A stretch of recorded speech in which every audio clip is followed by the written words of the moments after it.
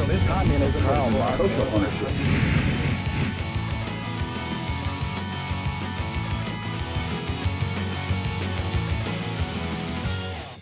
Welcome to the Adam and Sheridan Show video podcast number 16. You just keep right on rolling.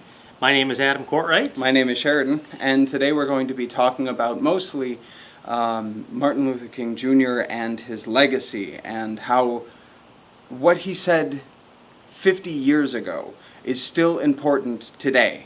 Perhaps more so than ever. Mm-hmm. We just got done recording our radio show, our 127th episode of the Adam and Sheridan Show. And we talk about this for an entire hour. Mm-hmm. We talk about his radicalization and his opposition to the Vietnam War, and how it's extremely applicable in Syria today. Mm-hmm. Or in Syria.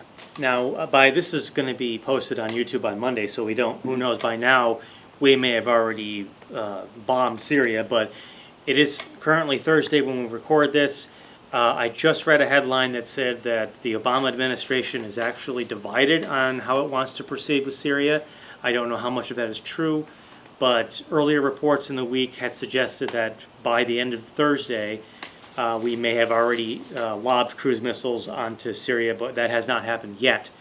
So let's hope for much less loss of life. There's an excellent article by Kevin Gostola at Fire Dog Lake, and he discusses whether it can be called humanitarian to have a military incursion. So, and not only that, but by what authority do we have the United States to be the world's policeman when we ourselves have committed atrocities?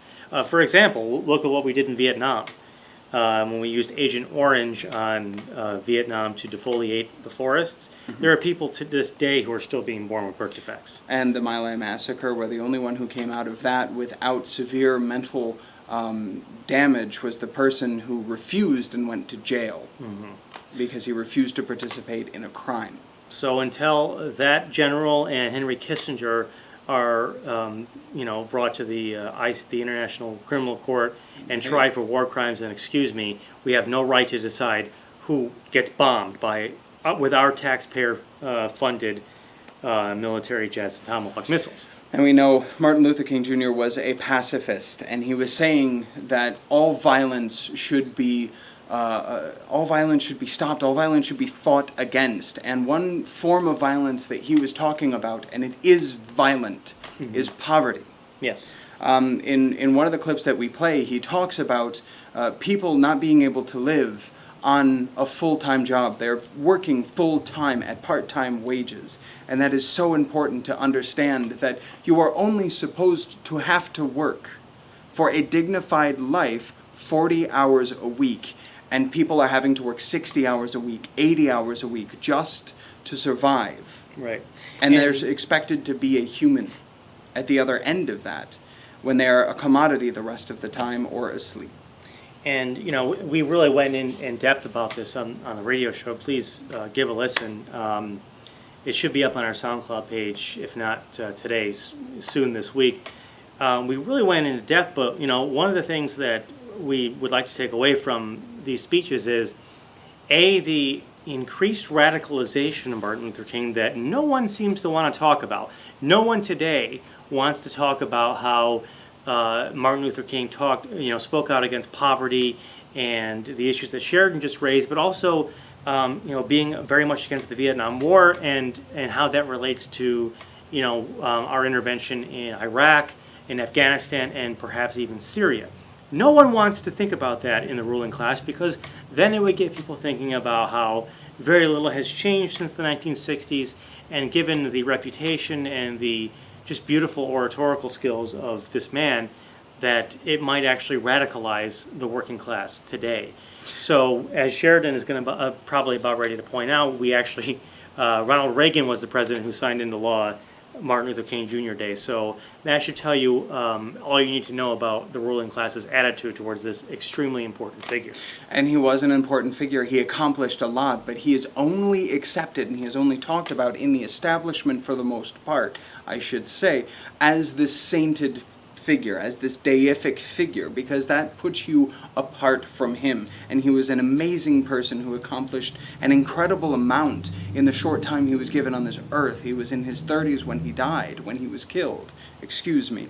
But you should not separate yourself from him. He was marching for sanitation workers who were on strike in Memphis. A day before he was assassinated. A day before he was assassinated. He was talking about a general strike, which is an illegal thing. Right. He was talking about combining just in brotherhood all people and working against all poverty, because there is poverty in the black community.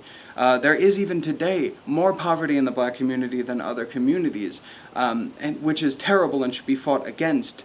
But this movement grows to be about all poverty and all people.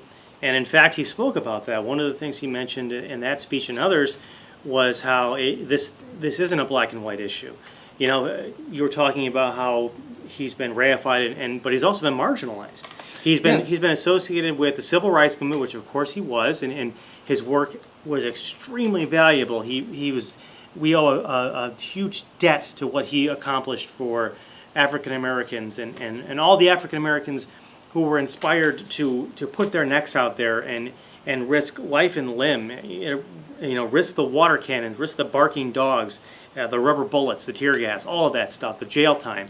He inspired people to do that, but he did so much more. He inspired people to think about their jobs as in, I deserve more, I deserve higher pay, or I deserve adequate pay. I deserve dignity. I deserve dignity. I deserve, tangible things like healthcare benefits and vacation and, maybe a raise every once in a while. I don't deserve to be paid such low wages and be allowed to be laid off at the whim of my employer.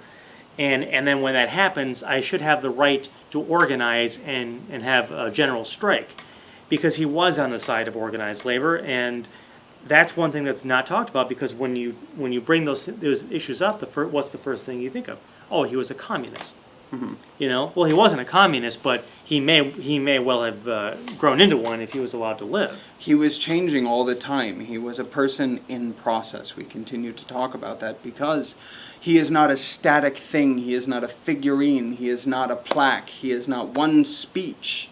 He is not one person. He is not one movement. He was a person in process who is growing and developing into a person that he would have eventually become, that would have been amazing, that was amazing. And if we continue to view him as a thing, if we continue to view him as this holiday, as this speech, as one movement, we continue to do him injustice. And if we continue to view him as anything other than ourselves, and as the poor around the world as anything other than ourselves, we do him a disservice, because we should work with everything we have to become what he was, what he spoke about, what he would have become. And we need to take up his fights and not relent at all. Because I just want to say, although we do celebrate 50 years since the March on Washington, yes, that's a monumental achievement, but he had other achievements, and not only does it besmirch his character, it's also besmirching our own character if we don't take his example and pick up the reins and go from there. Now, there are a lot of great people that have worked since 1968. 1968 was the year of the Paris student uprisings. So there was certainly a lot of people, but he was one of the major ones, and he's been marginalized. It's disgraceful.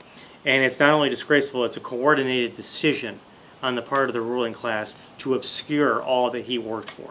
So it's time that we stopped thinking of him as one thing and learn about the totality of his achievements. And please join in the conversation. Tell us what you think of his legacy, what you think of what we're doing now, and what you think of brotherhood and unity in his movement and in our movement. You can email us at AdamandSheridanShow@gmail.com. We'll definitely read your emails on the podcast and on the radio show.